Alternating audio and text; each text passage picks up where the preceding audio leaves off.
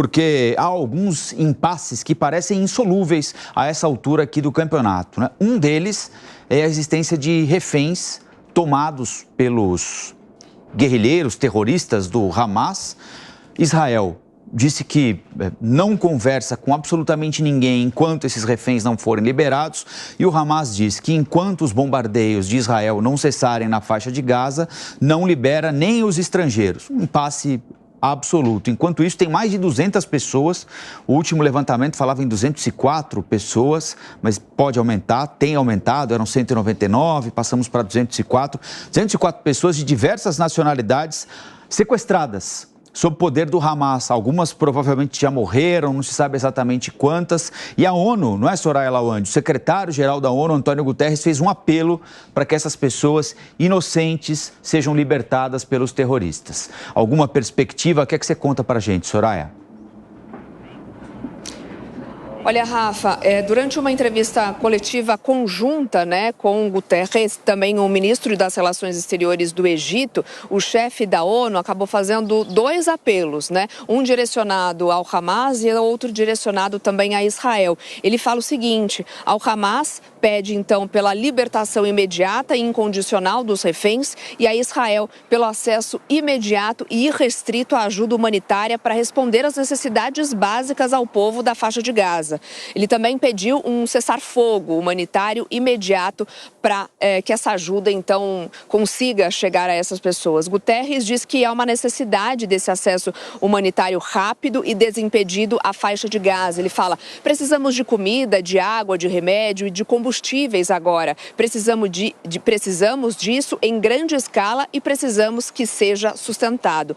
Ele fala que não é necessária uma pequena operação, mas um esforço sustentado para entregar essa ajuda humanitária ao povo de Gaza. Em termos simples, segundo Guterres, isso significa que os humanitários precisam ser capazes de receber ajuda e de poder distribuir com segurança. A esse respeito, ele diz inclusive que o aeroporto egípcio El Arish e a passagem de Rafah, que é a única aberta para Gaza, não são apenas críticos, mas são a nossa única esperança e a tábua, entre aspas, né, de salvação para as pessoas de lá, segundo Guterres. Ele também alertou para o risco da violência se espalhar quanto mais a situação se persistir, né? E o secretário-geral ainda elogiou o Egito por ser um pilar da cooperação multilateral e também um eixo para ajudar a acalmar as tensões e aliviar, então, essa dor e sofrimento humano. Guterres, ele deve participar neste final de semana de uma cúpula internacional sobre Gaza, convocada pelo presidente egípcio, e essa cúpula deve acontecer no sábado agora, dia 21 de outubro. Valeu, Soraya. Soraya Lawande também conversando com a gente, nos atualizando sobre as informações da guerra no Jornal da Manhã da Jovem Pan. Você já sabe, tem informação com a nossa reportagem, tem análise, tem opinião também com os nossos comentaristas. Hoje com a gente aqui no Jornal da Manhã, o Cláudio Dantas e a Amanda Klein, que já está aqui no nosso telão. Amanda, bom dia, bem-vinda. Essa é uma circunstância que denota como é difícil estabelecer qualquer mínimo canal de diálogo, porque é difícil dialogar com quem, por exemplo, entende que o sequestro de inocente é uma arma válida mesmo em meio a uma guerra. Bom dia, Amanda. Bom dia, Colombo, Lívia, Dantas, bom dia a quem nos ouve e quem nos assiste. Você tem toda a razão, Colombo. E eu chamaria atenção também nesse comentário, na parte final do que a Soraya falou, sobre essa cúpula internacional que será liderada, sediada no Egito nesse fim de semana, e como isso aponta para a derrota do multilateralismo. Isso ficou expresso quando a resolução proposta pelo Brasil na ONU foi derrotada com o veto dos Estados Unidos, apesar de ter tido uma vitória expressiva de 12 votos, de 15 possíveis, 12 votos a favor. Abstenções importantes também da Rússia e do Reino Unido, mas que não travavam a resolução, e o veto unilateral dos Estados Unidos. Quer dizer, os Estados Unidos se comportando de alguma forma como um império, não queriam negociar, evocaram o direito de Israel se defender, mas o que os especialistas e críticos de relações internacionais entendem é que isso já está expresso na Carta da ONU. Qualquer país que é atacado, como o Israel foi pelo Hamas, obviamente tem o direito de se defender, mas era uma resolução que focava principalmente na resposta humanitária.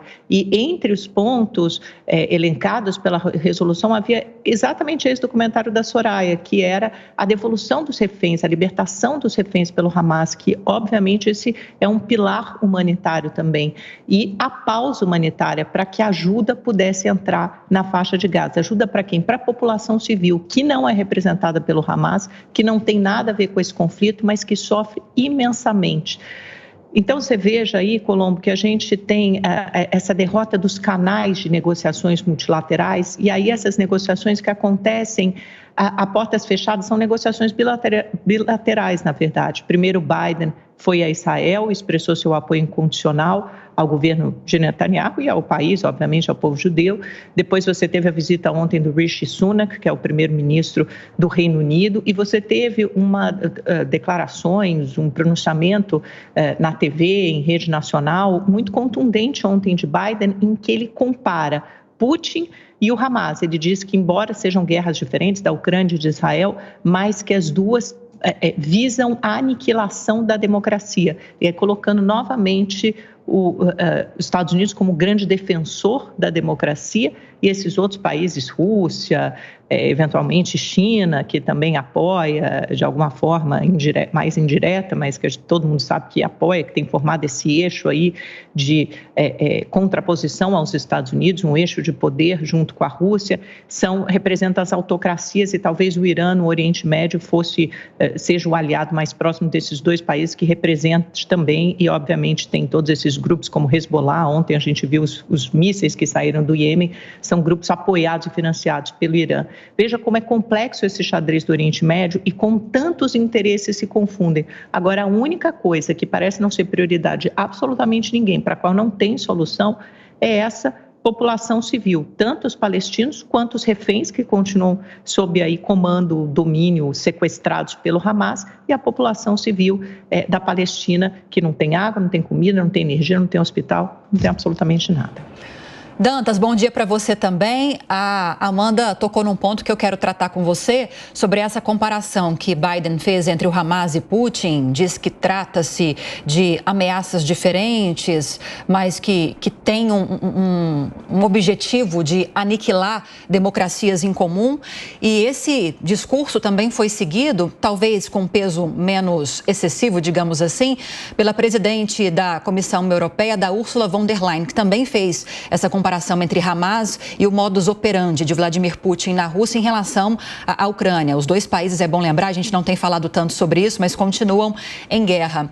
Queria te ouvir a respeito disso, como isso pode repercutir, essas comparações feitas por duas lideranças, podemos dizer, mundiais, e essa presença física de autoridades, além desse apoio militar, logístico, lá em Israel, a Amanda citou alguns nomes importantes nessa semana. O que isso representa na prática, na guerra, nesse conflito?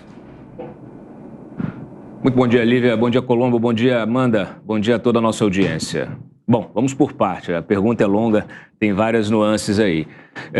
Primeiro, eu acho que a ONU, nesse apelo à libertação dos reféns que estão lá em poder do Hamas, talvez comece a entender o que de fato importa nesse conflito.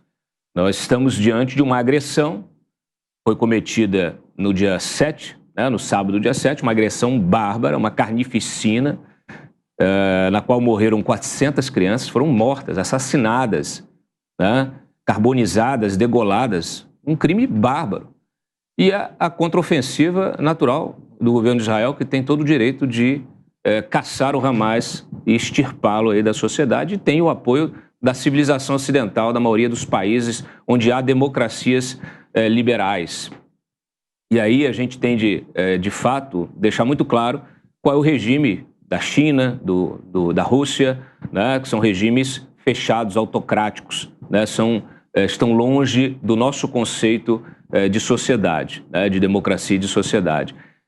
Em relação a essa questão do multilateralismo, de fato, ele vem, vamos dizer assim, perdendo força já há muito tempo. Os Estados Unidos já cometeu as suas violações também, no caso do Iraque, na invasão ao Iraque, que foi justificada com base em provas que depois se mostraram frágeis, né, em relação a armas químicas. E isso, naturalmente, vem sendo utilizado por outros países para também justificar seus arbítrios e as suas violações.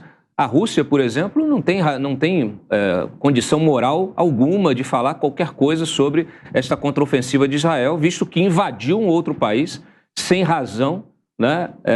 Violou todos os capítulos aí, do direito internacional, da Carta da ONU também, provocou um deslocamento e uma crise migratória de 10 milhões de pessoas, deslocamento de 10 milhões de pessoas. Nós estamos falando de 2 milhões de palestinos ali na faixa de Gaza. Na Ucrânia foram deslocados 2 milhões de ucranianos. Tiveram de sair das suas casas, migrar para outra parte do país ou para outros países. Uma crise migratória realmente assim, uma das maiores dos últimos tempos. Então, infelizmente, são essas lideranças que muitas vezes ocupam, vamos dizer assim, essas lideranças que ocupam postos de destaque, de poder, que acabam levando o mundo para esse funil aí da guerra e do conflito. Já falei aqui outras vezes, o Irã, inclusive agora já se tem informação de inteligência de que armamentos usados pelo Hamas no dia 7 foram produzidos no Irã, então está cada vez mais claro aí mais clara a participação do Irã, né, neste episódio de violência. E o Irã é um Estado terrorista, né? É um Estado, um califado obscurantista que não dialoga com regimes abertos, liberais, democráticos e, na verdade, quer extirpar os judeus, o Estado de Israel e se possível, se deixarem o nosso próprio modo de viver, né? A nossa civilização que a gente, a duras penas, tenta aí manter, apesar de todas essas ameaças.